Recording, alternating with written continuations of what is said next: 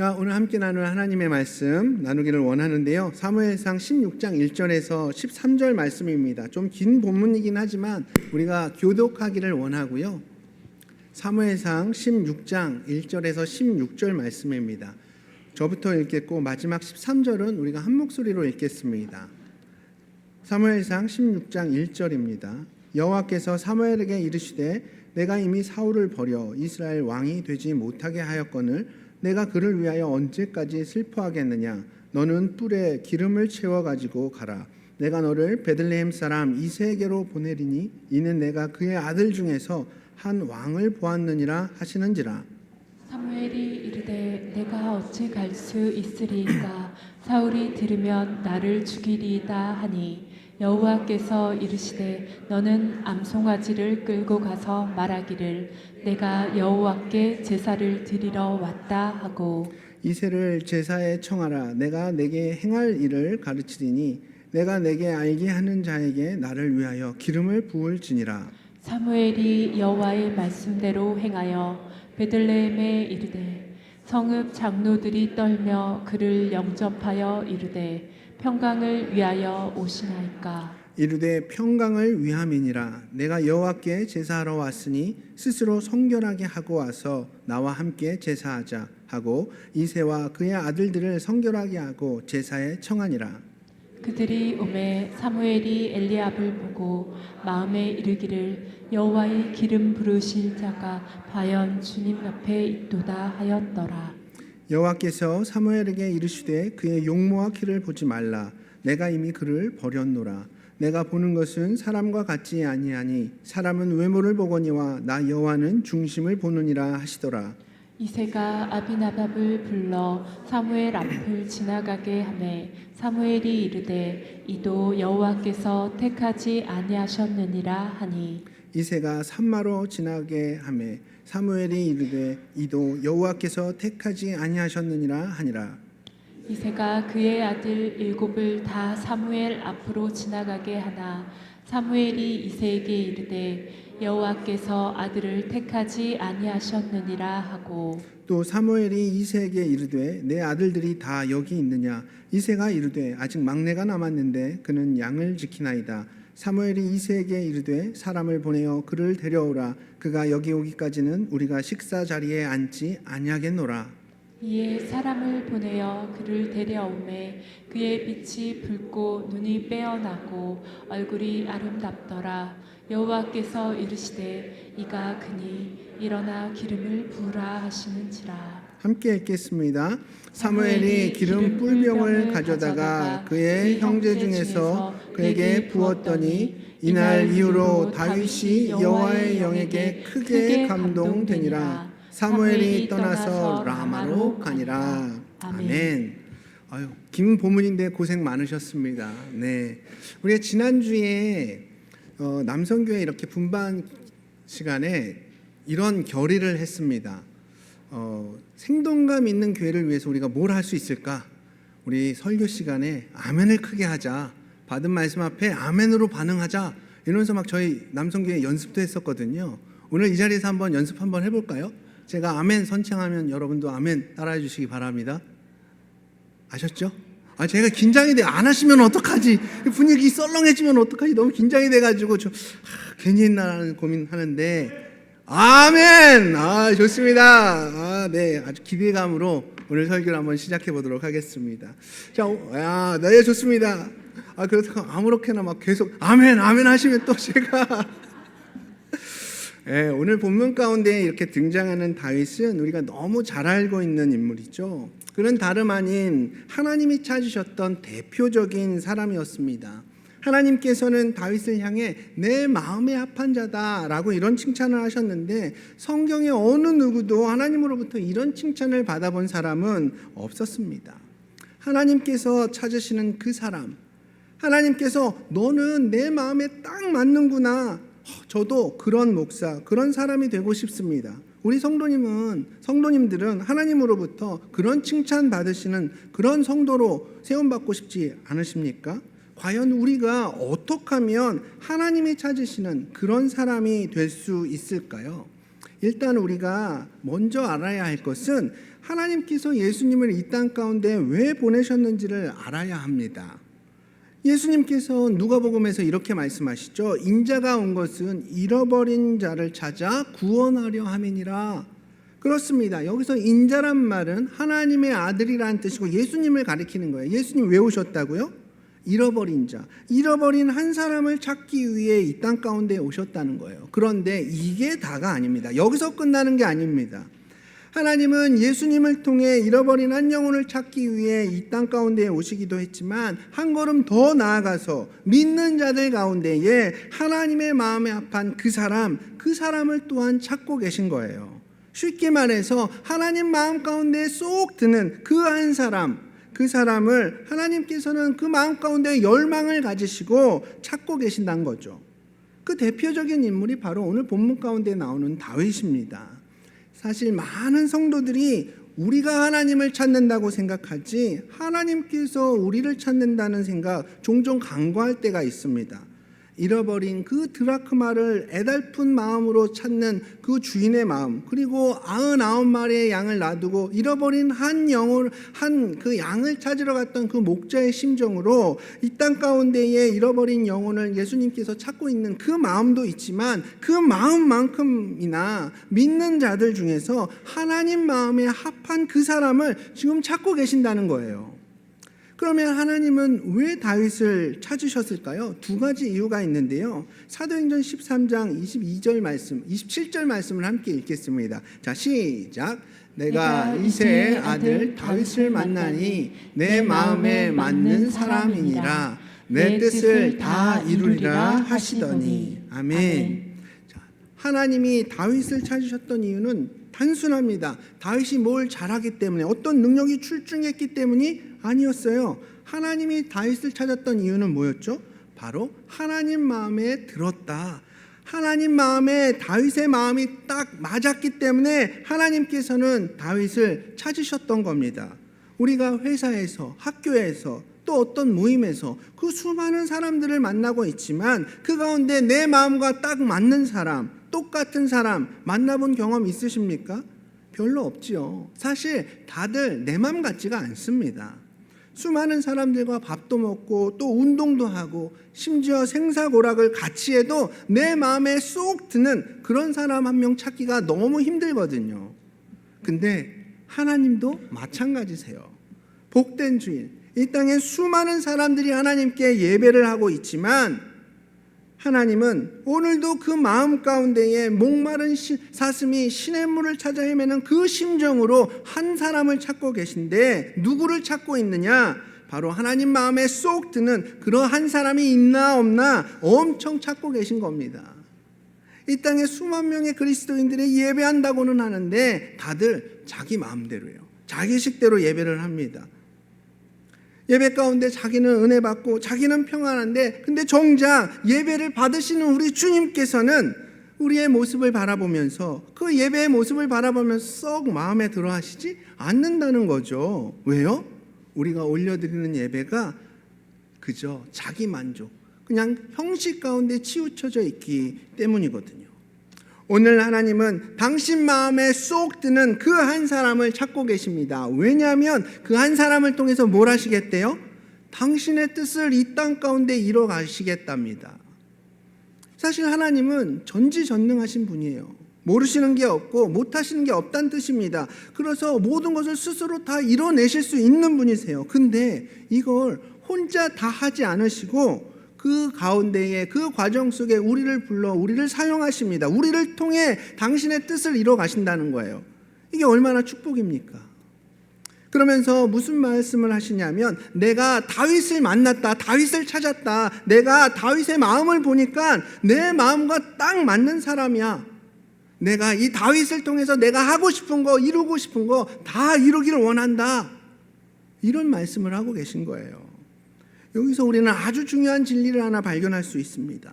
하나님은 전지전능하신 분이고 그래서 모든 것을 홀로 감당하실 수 있고 그 뜻을 다 이루실 수 있는 분인데도 불구하고 마음에 드는 그 한 사람만 있다면, 예배 가운데 발견되어지는 그 한 사람을 찾을 수만 있다면 아무리 교회가 어렵고 혼란스럽다고 해도 하나님 마음 가운데 쏙 드는 그 목사 한 사람만 있다면 그 교회는 분명 부흥할 것이고, 아무리 교회가 이 사회 가운데 적대적이고 또 좋지 않은 시선으로 교회를 바라본다고 해도 성도 가운데 하나님 마음 가운데 쏙 드는 그 한 사람만 있다면 그 사람을 통해서 하나님께서는 교회를 세우고 하시고 또 하나님의 놀라운 사역들을 이뤄가시고자 하는 것이 바로 하나님 마음 가운데 쏙 드는 그 한 사람을 향한 우리 주님의 뜻인 줄 믿습니다.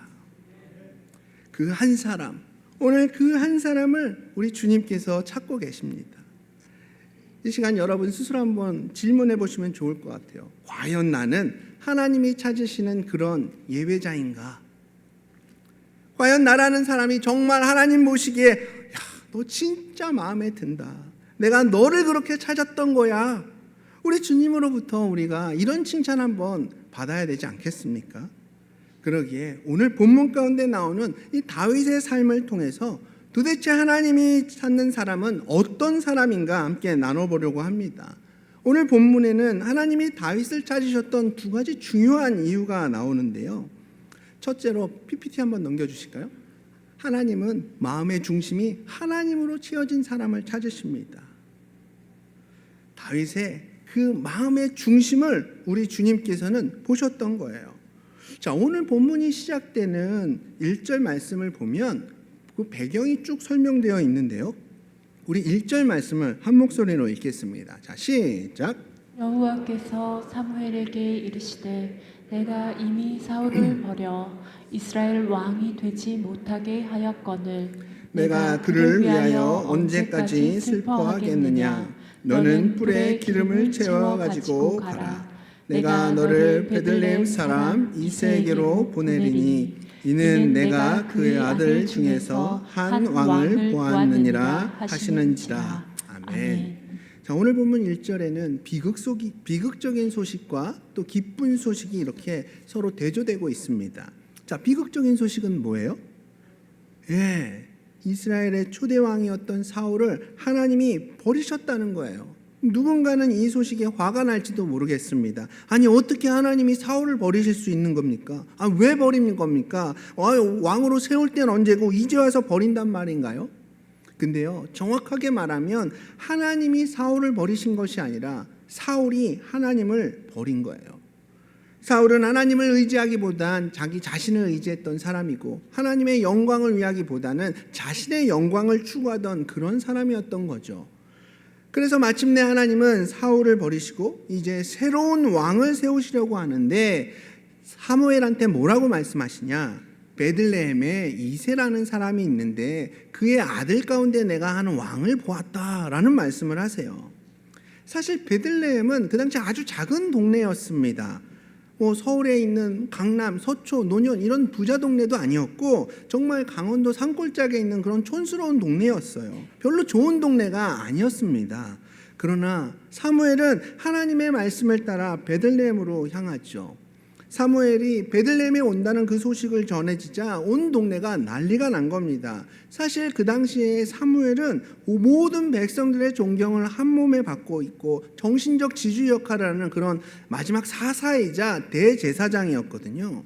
아니, 그런 사람이 이새의 집에서 예배 자리를 마련하고 그의 아들들을 한번 만나기로 한 거예요. 왜요? 그 가운데 왕이 있으니까요. 물론 이새 가족들은 그걸 몰랐습니다. 하지만 그 당대 유명 인사 사무엘이 이새의 집에 온다는 그 자체만으로도 그 가족들은 너무 흥분되고 막 들떠있는 상태였겠죠. 그런 가운데 이새가 먼저 8명의 아들 가운데 한 아들을 소개합니다. 당연히 그 당시엔 장자 우선주의였으니까 장자, 가장 귀한 아들 누구였습니까? 엘리압이었죠. 네, 엘리압을 이렇게 소개합니다. 오늘 본문 6절 말씀을 함께 읽어보실까요? 자, 시작. 그들이 오매 사무엘이 엘리압을 보고 마음에 이르기를 여호와의 기름 부으실 자가 과연 주님 앞에 있도다 하였더니. 아멘. 자, 여러분, 사무엘은요, 기도하기를 쉬지 않는 죄를 범치 않았던 아주 영적인 사람이었습니다. 쉽게 판단하고 그 마음이 이랬다 저랬다는 그런 사람이 아니었거든요. 그런 사무엘이 봐도 엘리압이 너무너무 괜찮은 거예요.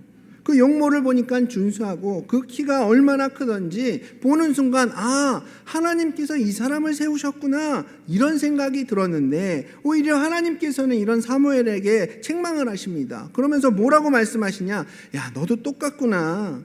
그 용모와 키를 보지 마라. 이게 무슨 말이에요? 세상에서 자랑할 수 있는 그 모습, 그 겉모습에 눈이 멀지 말라는 거예요. 겉모습만 보고 판단하지 말라는 거죠. 그러면서 하나님께서 쟨 아니다 라고 말씀을 하시는 거예요. 그리고 이어서 둘째 아들 아비나답을 보고 셋째 삼마를 보는데 역시 하나님의 대답은 No, 얘도 아니다 라고 말씀을 하시는 거예요. 그러다가 넷째, 다섯째, 여섯째, 일곱째까지도 나왔는데 그러니까 하나님께서는 다 아니라고 말씀을 하시는 겁니다.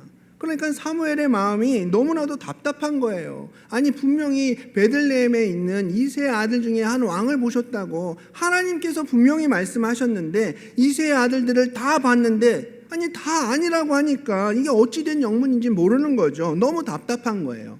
그래서 사무엘이 그 순간 자포자기한 심정으로 자기도 모르게 이새에게 물어보는 겁니다. 혹시 아들 하나 더 있나요?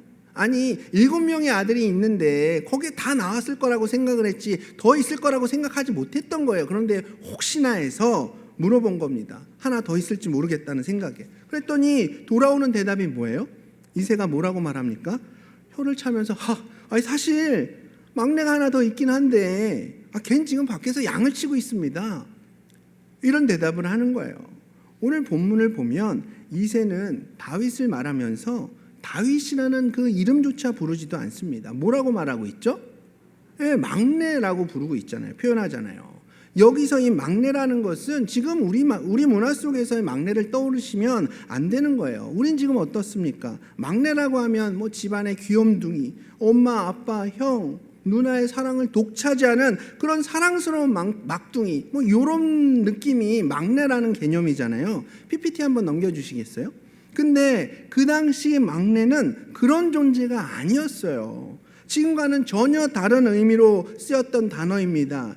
이 막내라는 단어를 히브리어로 하면 하가톤이라고 하는데 이 하가톤이라는 뜻이 뭐냐 하면 가장 초라하다, 가장 하찮다, 가장 기대감이 없다. 이게 하가톤, 막내라는 단어의 의미입니다.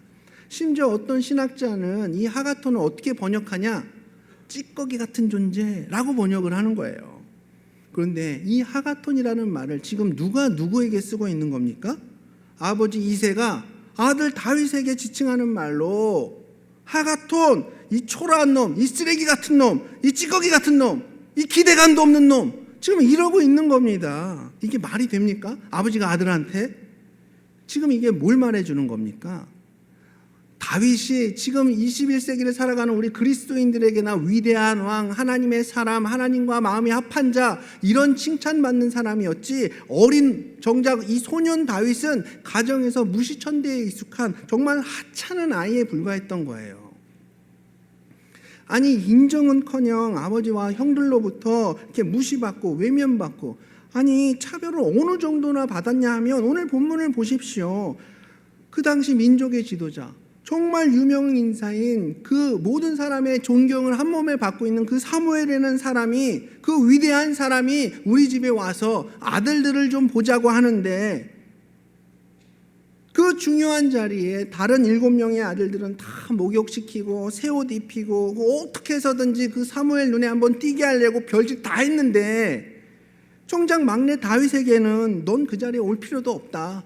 너는 그냥 나가서 양이나 치고 있어. 이랬던 거예요. 다윗이 밖에서 작업하고 있는데 뭐 새 옷 입고 일하고 있었겠습니까? 다른 형들은 다 새 옷 입고 때 빼고 광내고 그러고 있을 동안 다윗은 더럽고 냄새나는 작업복 입고 그 떼양볕 아래서 고생하면서 일하고 있었던 거예요. 이게 너무 대조되지 않습니까? 어떻게 8명의 아들이 있는데 7명의 아들은 이렇게 우대하면서 도대체 다윗이 그동안 어떤 못난 모습을 보였길래 아버지 이새는 그 막내를 향해서 하가톤, 이 찌꺼기 같은 놈, 하찮은 놈, 잔치에도 가족 잔치에도 참여할 자격이 없는 놈, 이러고 있는 걸까요? 상담학을 공부한 한 목사님께서 이 본문을 이렇게 연구하면서 무슨 말씀을 하시냐 하면, 상담 심리학적으로 보면 다윗처럼 어린 시절에 부모나 형제로부터 차별, 학대, 이런 무시천대에 익숙한 아이들의 그 75%는 청소년기에 심한 우울증을 앓거나 그 내면에 심각한 상처를 겪는다고 합니다. 그러니까 다윗이 하나님의 사람이 아니라 그냥 보통의 평범한 사람이었다면 그 아버지로부터 하가톤 취급받고 형제들로부터 그 무시천재 천덕꾸러기 대우받으면서 다윗은 우울증 가운데에 어딘가에서 방황하는 그런 비행 청소년이 될 수밖에 없는 그런 가정 환경 속에서 자랐던 거예요. 그럼 여기서 우린 질문 하나가 생길 수밖에 없겠죠. 이런 쓰레기 같은 환경 속에서, 정말 서글픈 현실 속에서 그럼 다윗은 어떻게 하나님의 사람이 될 수 있었을까요? 그 이유를 하나님께서 직접 설명하세요. 누구와 비교하면서? 엘리압과 비교하면서. 자, 오늘 7절 말씀을 함께 읽겠습니다. 7절 말씀 시작. 여호와께서 사무엘에게 이르시되 그의 용모와 키를 보지 말라. 내가 이미 그를 버렸노라. 내가 보는 것은 사람과 같이 아니하니 사람은 외모를 보거니와 나 여호와는 중심을 보느니라. 아멘. 자, 엘리압은 세상을 대표하는 표본입니다. 그 용모와 키가 얼마나 대단한지 완벽한 비주얼을 갖추고 있었나 봐요. 요즘 우리 시대를 비주얼 시대라고 하지 않습니까? 외모도 능력이라고 말하는 시대입니다. 그 마음의 중심이야 어찌되었든 그 사람 겉모습만 그냥 멀쩡하면 다들 좋아합니다. 이렇게 엘리압이라는 사람은 사람 보기에도 좋은 비주얼과 세상의 온갖 능력들을 다 갖추고 있던 그런 사람이었어요. 그런데 하나님은 그런 엘리압을 향해서 뭐라고 말씀하십니까? No! 넌 아니야! 라고 말씀하세요. 반면에 이 다윗을 향해서는 쟤다! 얘가 내 마음에 쏙 드는 그 아이다! 이렇게 말씀하신 이유가 뭡니까? 하나님은 외적인 능력만 보는 것이 아니라 그 사람의 마음, 그 마음의 중심을 보시더라는 거예요.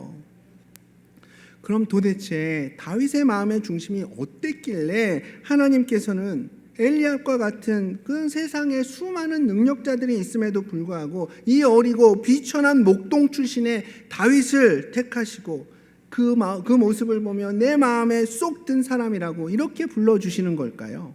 오늘 본문에 보면 그 증거가 나옵니다. 여러분 한번 상상해 보세요. 여러분이 만약 어린 다윗이라면 어떻게 행동하시겠습니까? 아버지로부터 하가톤, 이 쓰레기 같은 놈, 비천한 놈, 형들하고 어울리지도 못할 놈, 이런 아들로 취급을 받으면서 그 뙤양볕 아래에서 어린애가 혼자 형들을 대신해서 그 힘든 목동 일을 하고 있는데, 사무엘이 막내 아들 얼굴 보기 전까지는 식사를 하지 않겠다고 하니까 어쩔 수 없이 이새가 종들을 시켜서 명령을 하는 거예요. 저기 김비서, 저기 빨리 가서 우리 막내 좀 불러와. 여기로 좀 빨리 오라 그래. 아우, 이놈은 왜 이렇게 안 와? 이렇게 늦는 거야. 그러니까 이놈이 하가톤 같은 놈이지. 막 이렇게 막 분노에 찬 막 짜증나는 그런 상황 속에서 이런 분위기였는데, 그런 가운데 다윗이 막 허겁지겁 그 식사 자리로 이렇게 온 거예요. 다른 사람들은 다 멀끔하게 차려입고 딱 식사를 준비하고 있는데 나만 냄새나는 작업복에 그냥 땀에 쩔어져 있는 그런 모습으로 들어온 거죠. 그러면서 식사 자리로 다 들어오는 다윗의 표정 어땠을까요? 과연 어땠을까요? 여러분이 다윗이라면 어떤 표정으로 그 자리에 들어가셨겠어요? 자, 1번 표정이 아주 밝아 콧노래를 부르면서 들어갔겠습니까? 아니면 2번 늦게라도 나 같은 비천한 놈 불러주셔서 감사합니다, 그런 표정으로 들어갔겠습니까? 아니면 3번 나가서 일하라고 할 때는 언제고 이제 와서 부르는 건 또 뭐야? 이런 짜증난 표정으로 들어가시겠습니까? 여러분 1번, 2번, 3번 뭐예요? 저는 당연히 3번이에요. 3번. 형들이랑 차별하는 그 상황이 뭐가 좋겠습니까? 이거 얼마나 열받습니까? 근데 오늘 본문 12절을 보세요. 여러분 깜짝 놀라십니다. 이런 차별과 억압 속에서 다윗이 형들과 아버지 앞에서 보였던 그 모습은 어떤 모습이었냐? 우리 12절 말씀 함께 읽겠습니다. 자, 시작. 이에 사람을 보내어 그를 데려오매 그의 빛이 붉고 눈이 빼어나고 얼굴이 아름답더라. 아멘. 자, 지금 사실 다윗은 정말 열받을 상황이에요. 그 얼굴이 그냥 울그락불그락 막 화가 이만큼 나가지고 씩씩거리면서 들어가도 시원치 않을 판인데, 그런 상황에도 불구하고 어린 다윗을 사무엘이 보니까 어때요? 그 낯빛이 붉어요. 그리고 그 얼굴이 아름답더라는 겁니다. 여기서 얼굴이 아름답다는 건 엘리압처럼 뭐 잘생겼다, 핸섬하다 이런 게 아니라 다윗의 얼굴에는 그늘이 없었다는 거예요. 그늘이 없었다는 겁니다. 그 억압과 차별과 정서적인 결핍이 있는 그 진흙탕과 같은 그런 삶 속에서 살아왔던 다윗이 모습이었지만, 그러나 그의 내면은 분명 꽃길이었다는 겁니다. 아주 대단한 꽃길이었다는 거예요. 아니, 어떻게 그럴 수 있었느냐? 다윗은 하나님을 그 마음의 주인으로 모심으로 인해서 하나님 한 분만으로 만족했고, 그러니까 그 내면 가운데에 기쁨과 평안이 넘쳐났던 겁니다. 그렇게 자기의 내면의 모습이 그 얼굴 가운데에 그대로 드러났던 거예요. 그래서 우리는 우리의 얼굴에 대해서 뭐라고 말합니까? 내 마음의 창이라고 얘기를 하잖아요. 아니, 물론 요즘 세상은 그런 내 얼굴을 책임질 수 있는, 그런 분명하게 책임질 수 있는 그런 상황들이 잘 안 생깁니다. 왜냐하면 내 내면이 얼굴에 그대로 드러나야 되는데 하도 막 찍어 바르고 막 성형외과 가서 막 땡기고 막 붙이고 뭐 깎아내고 막 이러면서 내 내면이 드러나는 거를 잘 가려요. 그래가지고 그 내면을 잘 볼 수가 없을지도 모르겠지만, 분명한 건 뭡니까? 우리의 내면이 우리의 얼굴에 드러나게 돼 있다는 거예요. 어쨌든 다윗은 이런 말도 안 되는 환경 속에서도 내면의 그 아름다움을 지킬 수 있었고, 기쁨과 행복이 그 내면 가운데에 넘쳐났었던 겁니다. 그 이유는 다른 게 아닙니다. 아버지가 나를 차별하고 형제들은 나를 대적하고 내 통장의 잔고는 계속 마이너스고 지금 나는 몸이 아파서 병석에 누워 있어도 우리 가정을 바라보면 너무 답답한 것뿐이고 이 세상을, 이 시국을 보면 열받아 죽겠지만, 그 모든 것이 다 걱정스럽고 무너지고 쓰러진다고 할지라도 나와 함께 하시는 견고한 반석 되신 우리 주님이 지금도 여전히 내 인생을 주관하고 계시기 때문에, 네가 나한테 뭐라고 해도, 내 부모가 나를 그렇게 학대해도, 내 남편이 나를 그렇게 억압하고 아내가 나를 그렇게 무시해도, 교회에서 나한테 그냥 그저 허드렛 일만 시켜도 그건 나한테 전혀 문제가 되지 않는다는 거예요. 왜요? 내 안에 예수님이 계시니까요. 우리 주님이 내 삶을 여전히 주관하고 계시고 지금도 가장 좋은 길로 나를 인도하고 계시니까요. 나는 이제 죽고 오직 내 안에 그리스도께서 사시는 건데, 주님과 동행하는 내 삶이 천국이고 그 삶 자체가 기쁨인 건데, 진정으로 이런 삶을 우리가 누릴 수만 있다면 지금 내가 처한 환경은 정말 아무것도 아닌 것인 줄 믿습니다. 여러분, 다윗이 대단한 게 아니에요. 다윗 안에 있는 하나님이 대단하신 겁니다. 여기서 저는 우리 성도님들께 질문 하나 드리고 싶어요. 하나님은 과연 여러분들을 보시고 마음에 들어 하실까요? 사실 누군가가 나를 보고 나를 마음에 안 들어 한다는 그런 소식만 들어도 여러분 마음이 어떠십니까? 사실 그게 얼마나 걱정스럽고 이렇게 신경을 많이 쓰게 합니까? 하물며 한나 사람 앞에도 서도 그런데 이렇게 예배하는 나를 향해서 네 예배하는 모습이 별로다, 내 마음에 안 든다, 아니 이런 반응 보이시면 이게 얼마나 걱정스럽겠냐고요. 그때 이 질문도 한번 해보세요. 나는 정말 하나님 한 분만으로 만족하며 살아가고 있는가? 나는 정말 하나님으로 인해서 부족함을 느끼지 않고 있는가?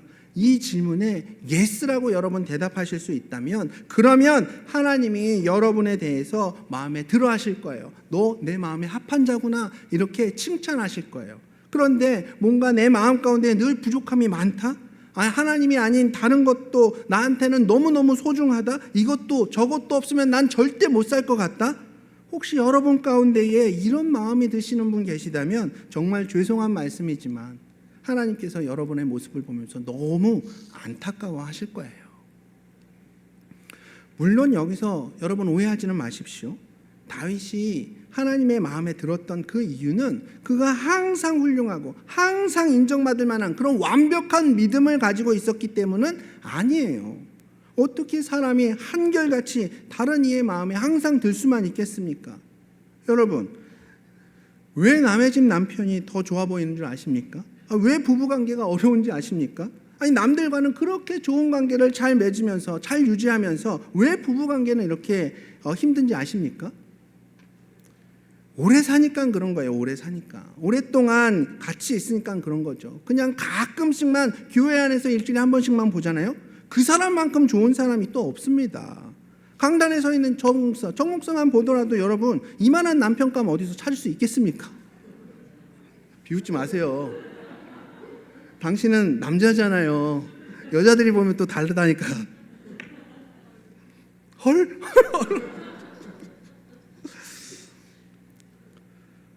근데요, 저랑 한번 살아보세요. 어떻게 되는지. 성민사모한테 한번 물어보시면 아주 상세하게, 아주 낱낱이 다 여러분들께 알려드릴 겁니다.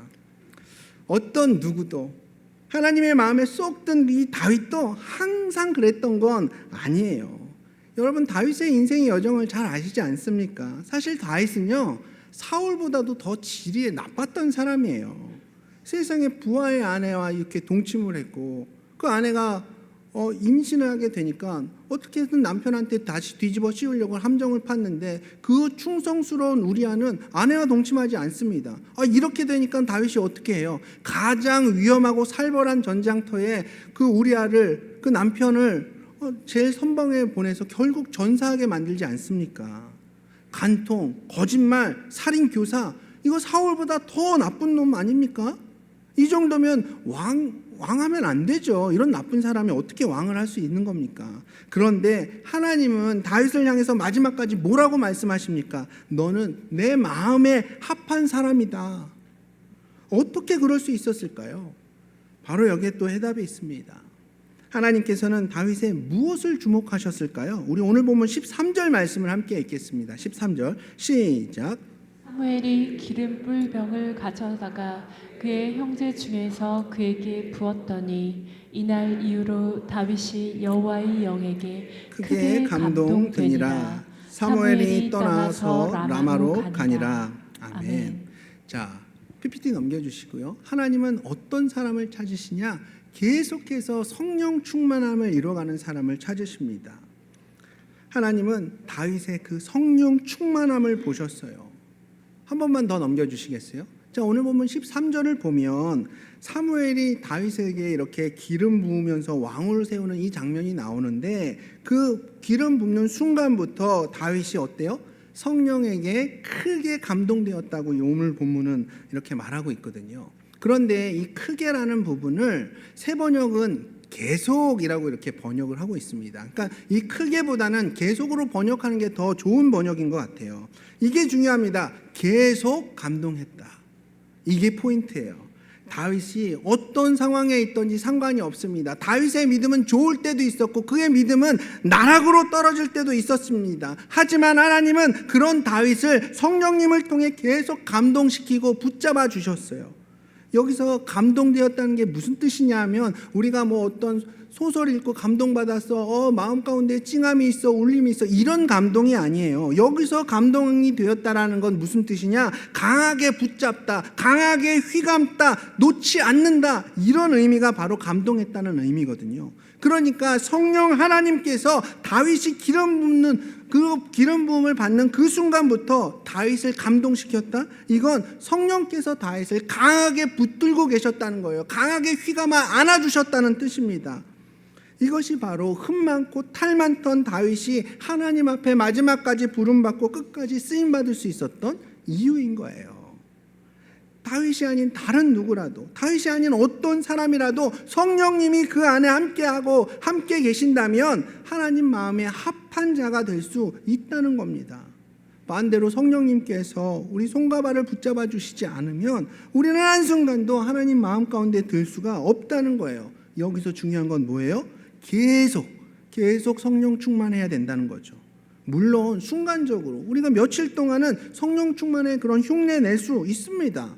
그런데 시간이 지나고 나이가 들고 삶이 흐트러지다 보면 또 언제 그랬냐는 듯이 우리는 사울이 그랬던 것처럼 우리의 믿음은 또 나락으로 떨어지기 시작해요. 그런데 그 나락으로 떨어지는 그 순간 우리는 한도 끝도 없이 계속해서 떨어질 것 같은데, 떨어지는 그 순간 누가 우리를 붙잡아 주세요? 바로 성령님이 붙잡아 주십니다. 성령님께서 우리를 도와주시는 거예요. 그걸 깨닫는 게 성령 충만한 다윗의 삶을 살아가는 거고, 그냥 그걸 무시해버리는 게 영적으로 죽은 사울의 삶을 살아가는 겁니다.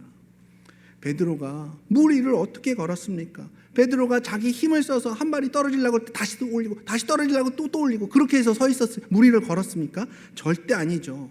물 위에 있는 그 베드로를 누가 붙잡아 주었겠습니까? 누가 휘감아 주었겠습니까? 성령께서 베드로를 붙잡아서 물 위를 걷게 하셨다면 우리 인생 역시 이 우리 안에 계신 성령님으로 인하여서 하나님 마음 가운데 쏙 드는 그런 인생으로 나아갈 수가 있다는 겁니다.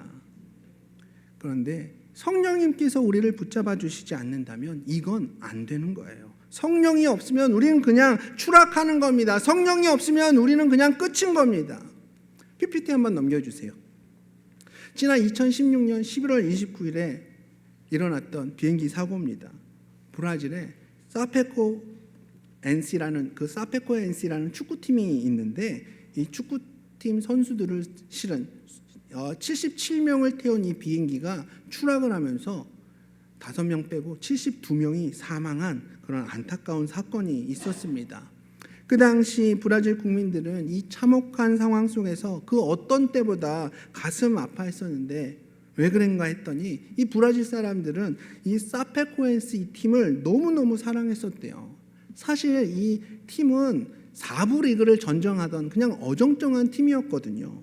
그런데 치열한 노력 끝에 2014년부터 4부 리그 우승을 해서 3부로 올라가고, 3부 리그에서 우승해서 2부로 올라가고, 2부에서 우승을 해서 1부로 올라가고, 심지어 최종적으로 남미 축구대회 결승전을 진출하게 된 거예요. 그 결승전에 진출하기 위해서 전세기 타고 가다가 사고를 당한 겁니다. 4부 리그에 있었던 만년 꼴찌팀이 정말 기적 가운데 일어난 최고의 성과였는데, 그 결승전을 치르기 위해서 기쁨과 기대감 속에서 이렇게 이동하는 도중에 사고를 당한 거예요. 그러다 보니까 축구를 너무너무 사랑하는 브라질 사람들이 이거 얼마나 그 마음 가운데 안타까움을 느꼈겠습니까? 희망의 아이콘이었던 그들이 다 죽어버렸는데. 그런데 정말 기가 막힌 사실이 뭔지 아십니까? 그 비행기가 왜 추락했냐? 나중에 사고 원인이 밝혀지는데 조종사 때문도 아니에요. 승무원의 어떤 실수 때문도 아니에요. 비행기 기체에 결함이 있었던 것도 아닙니다. 조사해 봤더니 뭐냐? 어이없게도 이 비행기에 연료가 없었던 거예요. 이게 원인이었습니다. 아니, 연료도 없이 그 비행기는 하늘을 날아오른 거예요. 그리고 연료도 없이 멀리 가고자 했던 겁니다. 너무 어이없죠. 그런데 지금 한국에 있는 수많은 교회들이 이렇습니다. 우리 성도들이 그렇다는 거예요. 그저 주일 예배 나오고 주님 앞에 헌금하고 교회 활동 나름대로 열심히 하면서 겉으로 볼 때는 이렇게 다 멀쩡한 그리스도인으로 살아갑니다. 겉만 보면 너무너무 잘해요. 그런데 문제는 뭐냐? 겉은 멀쩡한데 그 안에 성령님이 없어요. 교회 안에 성령이 없다는 거예요. 성령의 뜨거움들이 그 성도들 안에서 사라진 지 오래되었다는 겁니다. 오랫동안 신앙생활을 해왔지만 그 안에 성령의 기름 부으심이 없고, 목사가 강단에서 수없는 설교를 하지만 그 가운데 성령의 역사가 일어나지 않는다는 거예요. 이런 어이없는 모습이, 그런 일들이 교회 안에 빈번하게 일어나고 있는 겁니다. 이런 모습이 우리 교회 안에는 결코 일어나서는 안 되는 겁니다. 사랑하는 우리 성도님들, 하나님이 다윗을 찾으신 그 이유는 세상의 능력이 출중했기 때문이 아닙니다. 어떤 그런 조건들을 갖추고 있었기 때문이 아니에요. 그 마음의 중심에 하나님을 늘 주인으로 삼고 그 하나님으로 인해서 만족감과 행복감을 누리면서 늘 성령 충만한 가운데 성령님의 인도하심을 따랐던 그 모습, 주님께서는 그런 사람을 가리켜서 너 내 마음에 쏙 들었다 라고 말씀하십니다. 저와 여기 계신 우리 모든 성도님들은 우리 주님께서 찾으시는 그 한 사람의 예배자가 되길 축복하며 오늘 말씀을 마치도록 하겠습니다. 이 시간 우리 잠시 주님 앞에 결단하기를 원합니다. 2가지 초청을 하기를 원하는데요. 첫 번째 초청입니다. 주님, 그렇습니다. 제가 이 땅 가운데 죄인으로 살아가던 나의 삶의 방향을 멈추고 이제 하나님을 향해 나아가기를 원합니다. 저를 구원해 주십시오. 제가 하나님의 자녀로 거듭나기를 원합니다. 이렇게 고백하시는 분 계십니까? 손들어 표현해 주시면 여러분 도와드리겠습니다. 여러분들을 위해 기도해 드리겠습니다. 구원의 길을 말씀을 통해서 알려드리도록 하겠습니다. 네, 그 손 보았습니다. 아멘. 두 번째 초청입니다. 그렇습니다. 세상은 온갖 것들로 우리의 마음을 붙잡으려고 이렇게 혈안이 되어 있습니다.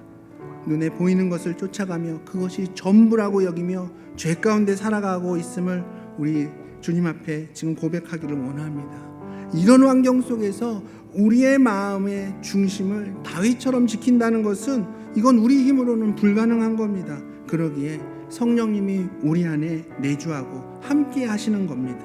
지금 이 시간 나의 심령을 오직 주님 한 분만으로 채우겠습니다. 성령의 기름 부심으로 계속 성령 충만의 자리로 나아가겠습니다. 이렇게 고백하시는 우리 성도님들 계십니까? 손들어 표현해 주시면 여러분들을 위해 기도해 드리겠습니다. 여러분들의 그 결단 앞에 우리 성령께서 역사하실 줄 믿습니다. 주님께서 도전하시는 지금 반응하시기 바랍니다. 네, 그 손 모았습니다. 우리 주님께서 강하게 역사해 주실 줄 믿습니다. 그 성령 충만의 자리로 우리 한 사람 한 사람을 인도해 주실 줄 믿습니다.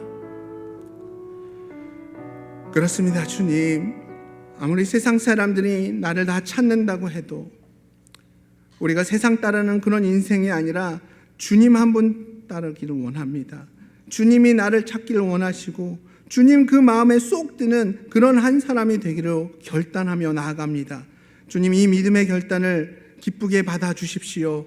우리의 이 믿음의 결단과 고백이 우리의 평생이 삶에 될 수 있도록 성령 하나님을 통하여서 강하게 역사하여 주시옵소서.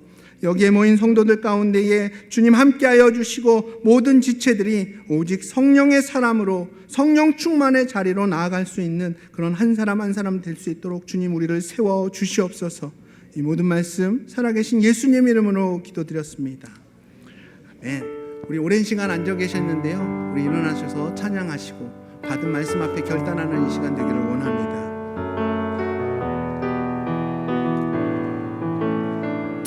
주를 위한 이곳에, 주를 위한 이곳에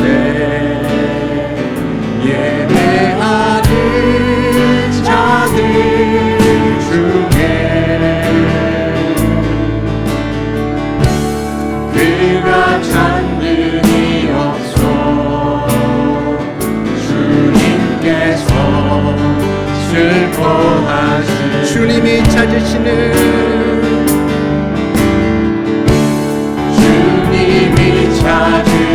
찾으시는 그 한 사람 그의 배자 내가 그 사람에게 간절히 주께 예배하네 주님의로 서 있네 주님께 엎드려 절하네 그 어느 것도 난 필요 없네 주님만 경배해 주님의로 이곳에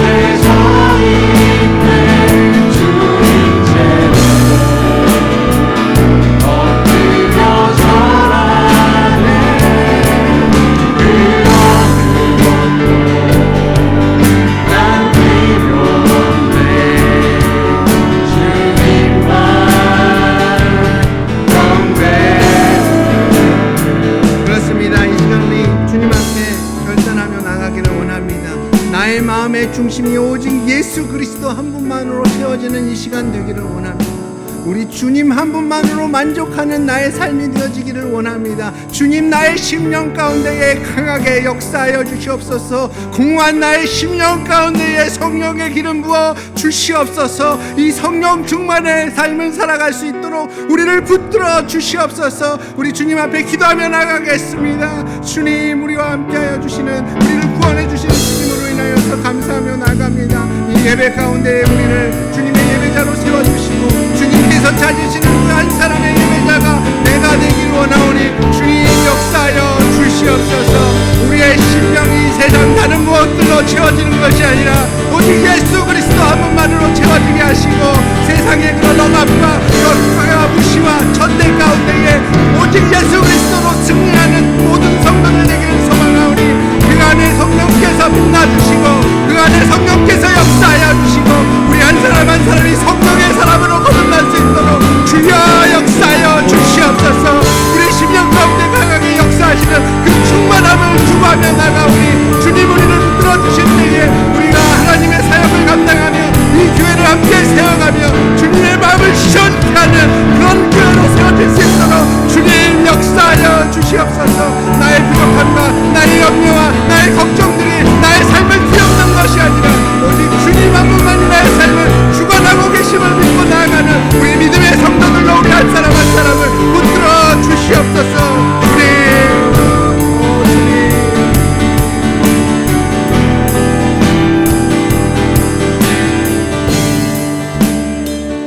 주를 위한 이곳에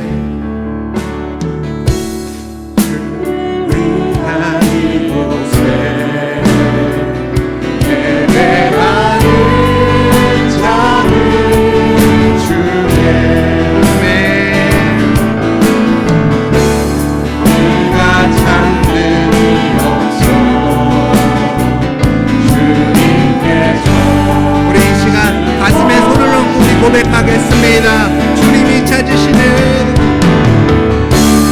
그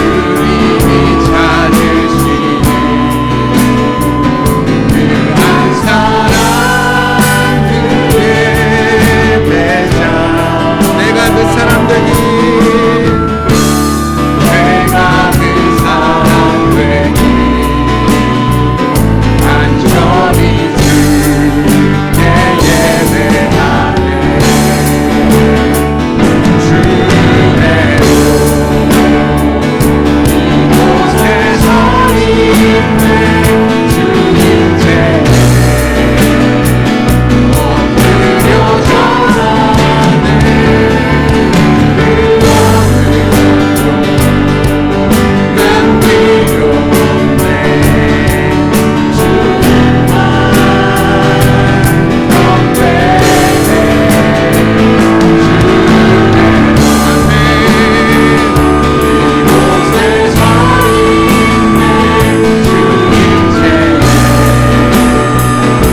엎드려 절하네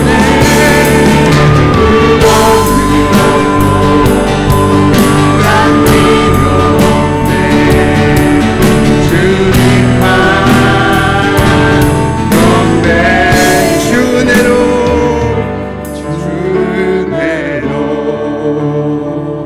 이곳에서 있네 주임제로 엎드려 절하네 그 어느 것도 난 필요 없네 주님만